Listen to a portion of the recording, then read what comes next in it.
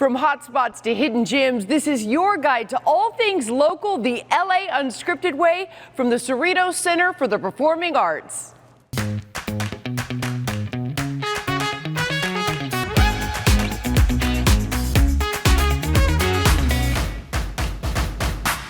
Shakespeare plays and Broadway tunes, rock legends and hip-hop queens. This 6,000 square foot theater has been bringing entertainment fans to their feet and shouting bravo since 1993. More theater, less drama, right? Hi everyone, I'm Dana Devin, and for the next half an hour, we are raising the curtain on state-of-the-art SoCal stars. First to take center stage, lights up on the innovative Talk of the Town, Cerritos Center for the Performing Arts.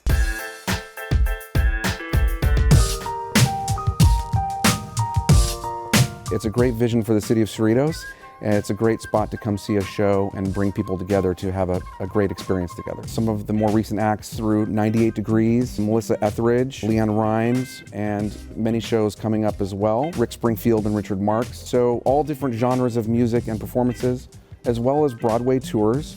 This year we will have Come From Away, Chicago, Dear Evan Hansen, and the Addams Family. The outside of the building has a very Mediterranean feel to it. The interior of the theater itself is very warm and inviting, has somewhat of a British feel and some would say a craftsman style to it as well. We can reconfigure the seating, the walls, the floors, everything to suit anywhere from 900 people all the way up to nearly 2,000 people. This venue has over 1 million pounds of movable architecture. It's one of the few in the world that has the level of flexibility that it does. Everything in it moves except for the balcony seating. So all of the orchestra, all of the box seats, the seating, there's some seating behind the stage. We can go into an in the round configuration. So when you walk into the building, just know that everything that you see that's not a balcony moves. One of the things that the patrons and the artists really enjoy about it is the feeling of intimacy. Even if you're in what would be the farthest seat from the stage, it still feels like you're very close to the stage. This is an extraordinary lobby. Tell me about this staircase. This staircase is one of the prominent features for the facility. It is central to the entire venue. You can get to any floor from this grand staircase. We have a lot of weddings in the venue, and the brides love to walk down the staircase and pose right here for a photo with all of their guests in attendance. And their train right behind them, of course. Exactly. Beautiful. We do rent the theater if that's something that people are interested in. We have a ballroom that's 5,000 square feet, so we frequently do parties, birthday parties, quinceañeras, bar mitzvahs. We'll do weddings in the lobby and the reception in the ballroom. When the building first opened, we had the idea of having all of the artists come through signing tiles. Okay. On the outside of the building, tiles are a prominent architectural feature. Okay. So we grabbed a box of tiles and said, here, sign. So Frank Sinatra, who opened the building, was our first signature. The very first one, January 1993. We are fortunate enough, I should say, to have the first 10 years of artists on display throughout the third floor of the lobby. Oh my God, this is amazing. Kenny Rogers, Gladys Knight. This is amazing. Lynn Redgrave, Henry Mancini, Royal Shakespeare Company. If I could direct your attention over here. Whitney Houston, amazing. And what a beautiful signature. Cerritos Center for the Performing Arts is centrally located on the border of Los Angeles and Orange counties. It is a wonderful venue to see a show. No matter what ticket you buy, you will have a first-class experience. We offer free parking very close to the front door. So when you see a show, you're virtually guaranteed to have a wonderful experience and a great seat and a great view.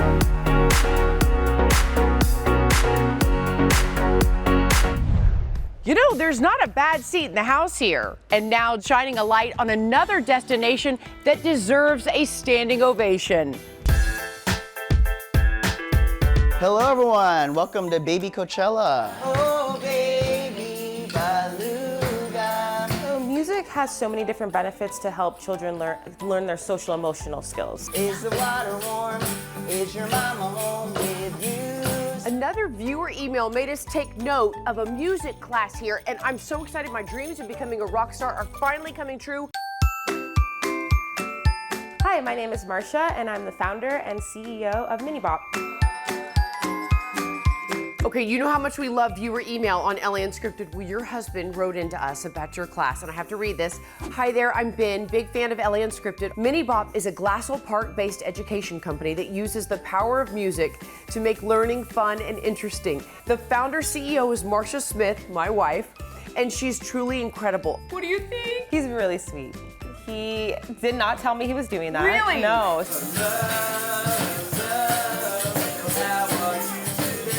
Music has so many benefits, especially for young children. From age 0 to 3, almost 80% of a child's brain is developed, and when music is a part of their lives, they are able to retain information better, they're more engaged in their learning. I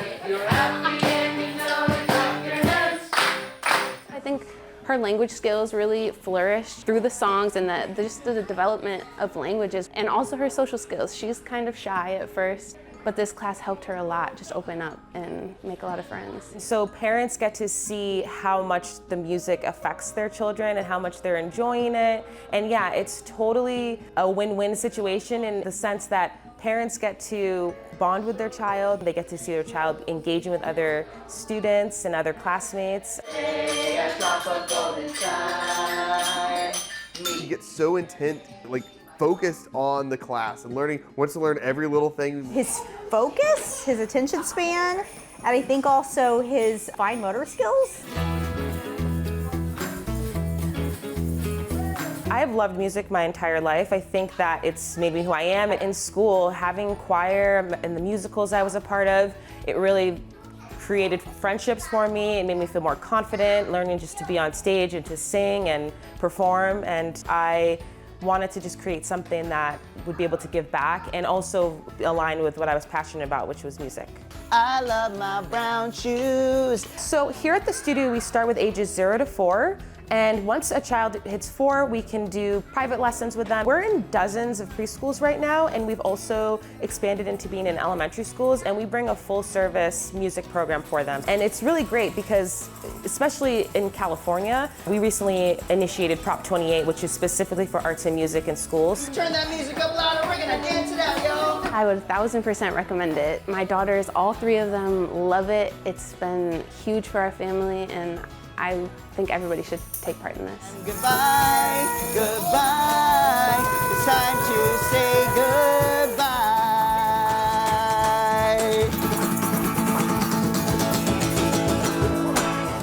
Good job, everyone. Everyone from Frank Sinatra to Whitney Houston, Clint Black, and the Beach Boys have performed here. Now let's see what one of our biggest stars, Olivia de Bortoli, is up to. Welcome to Will Gear's Theatricum Botanicum. Romeo, Romeo, wherefore art thou Romeo? Live Shakespeare under the canopy of the Topanga trees. There's nothing better. Having theater, I think, is so important because it puts people together. They can have conversations that they wouldn't have had if they're at home on a Zoom. They can relate to people. It's just to be outdoors and to work outdoors with nature. I call it nature and art together, is extraordinary. Well, to me, it's an oasis. It's a beautiful place for families and for people to come to not only see theater of the past and even of the present now we're doing, but also for your kids to come and be in a camp, to have classes. Passing on what we know as a theatrical family is very, very important to us. Take it slow, please don't blow where we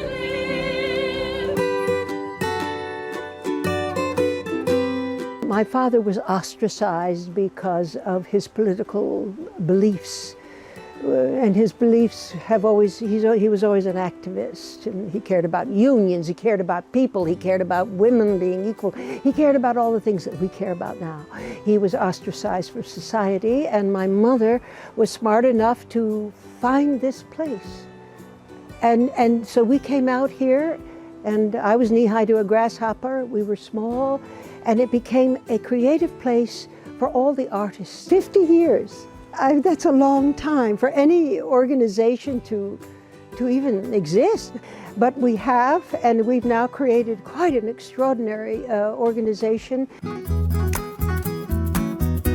theater which creates community, it creates education, it creates health for the next generation.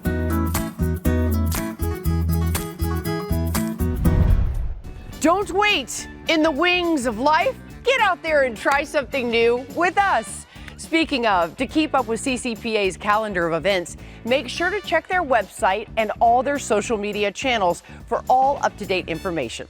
Okay, more LA Unscripted drama sure to unfold as we shine a light from the Cerritos Center for the Performing Arts.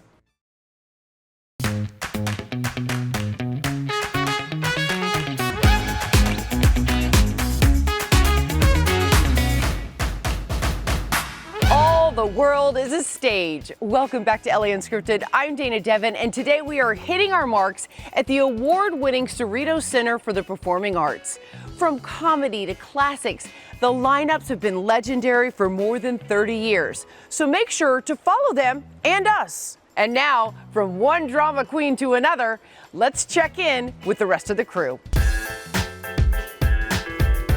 We've clicked our heels and transported to the wonderful world of Wicked to talk to the set and costume designer about how the magical film came to life. All aboard to the Emerald City! Just follow the road. It's gonna lead you right to me.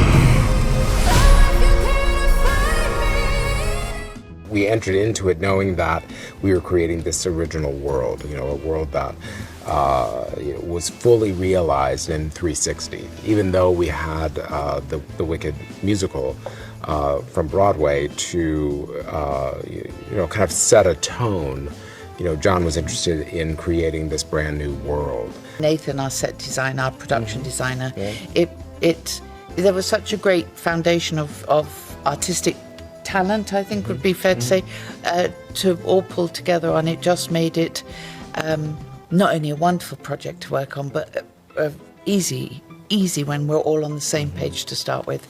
It made our working life very easy. Casting was crazy because we have over 300 dancers, and it's in a community that I'm getting to know because it's London. When we were casting up until every number, it's like there was sometimes a day before we're like, we have this little spot, we finally found somebody, come in, and that's how it goes. Don't be afraid.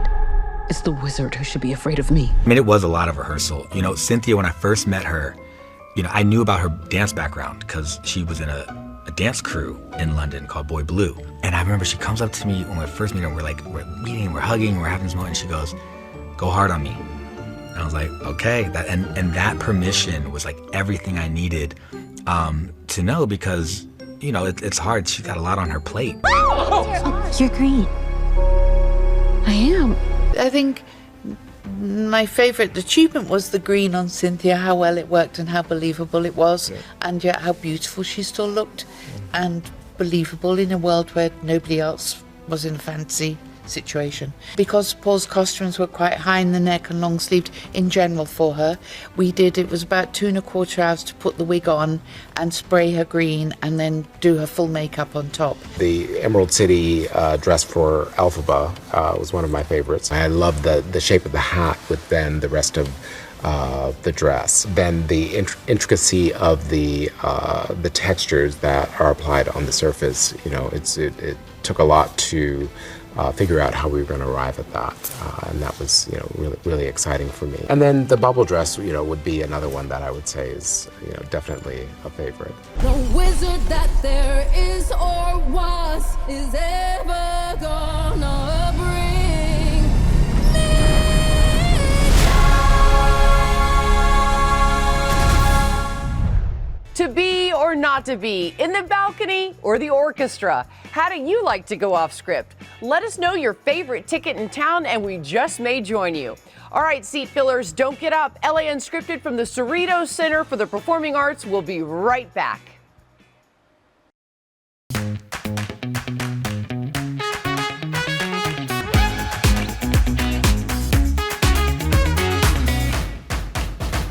Places, everybody, places. Welcome back to LA Unscripted. It has been a showstopper so far, and now consider this your cue to change scenes.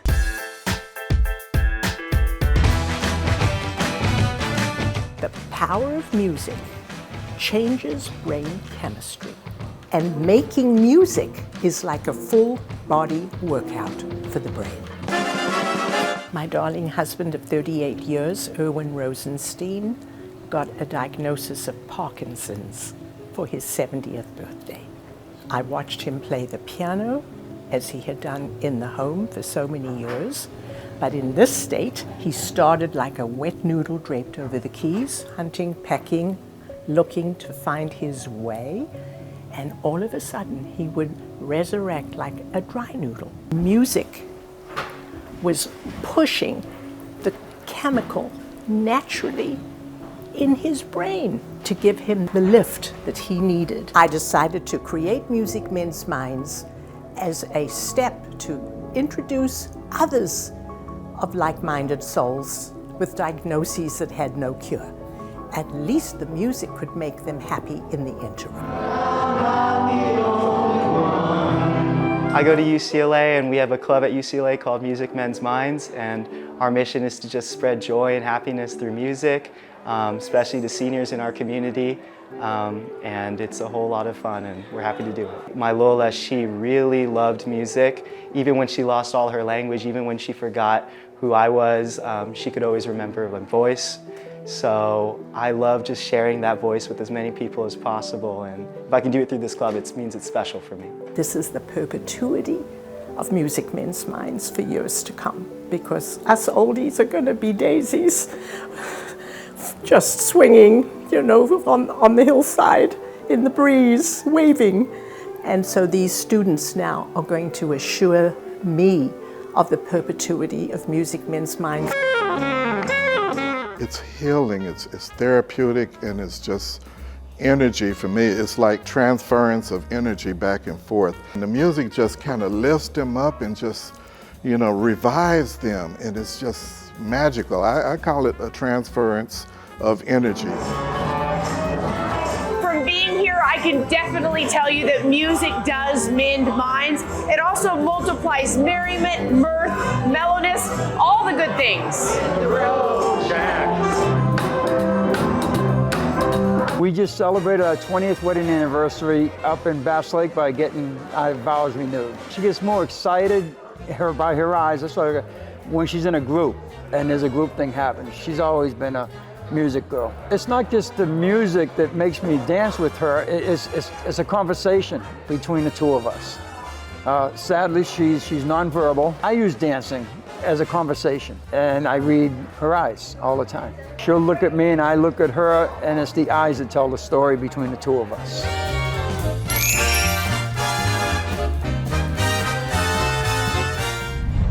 Did you know it's theater taboo to say Macbeth?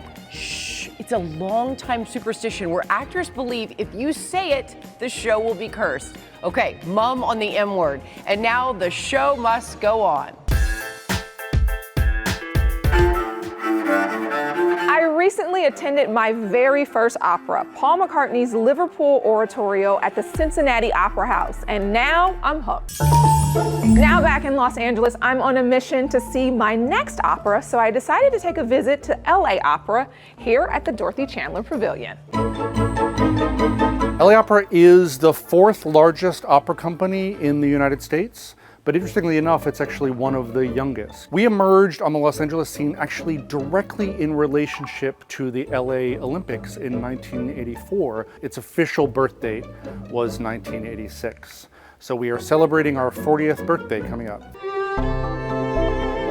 We open the season in mid-September and we run through June. We do 6 performances of each show. And we try to make sure that we're covering the totality of a 450-year-old art form. Our orchestra is a full-time tenured orchestra led by our music director, James Conlon. Our principal singers kind of come and go depending on the project that we're doing, but our chorus and orchestra, that's really the foundation of the musical identity of the company. And what it took for those musicians to win that chair, to be able to take that position, is so extraordinary. So we are standing in front of the set of an operatic adaptation of Shakespeare's timeless tragedy, Romeo and Juliet. It's a piece by a composer called Charles Gounod. And this is a revival of a production that we first premiered in 2005. I think that sometimes people are intimidated to come to the opera because they think, I don't know anything about 19th century Italian politics, or I don't speak French. And so we really try to provide as many tools for people as possible so that they feel, again, welcome. Christopher, I haven't been in too many opera houses, but I think this one might be the most gorgeous. The Dorothy Chandler Pavilion was built again by a group of philanthropists now almost 60 years ago to host the great LA Philharmonic. I think because of the size and the shape and the care that was taken with its construction, there's kind of not a bad seat in the house. I feel like the audience experience here is so distinctly Angelina, which is that it's everything. People are in ball gowns, people are in opera gloves, but people are also in Lululemon. And the incredible thing I think about our audience is they don't judge each other for that. And this really is an opera company for everyone. We have an opera for babies, we're your opera company, and when you're 90 years old, we're really open to everyone. Friends, life is not a dress rehearsal, so take a page from our script and go off script. Cerritos Center for the Performing Arts, take a bow, because there is no business like show business, and your shows are truly sensational. Thank you so much for letting us take our show on the road. Where will we be next? You never know. We'll see you next time, everybody. Mwah! Good night.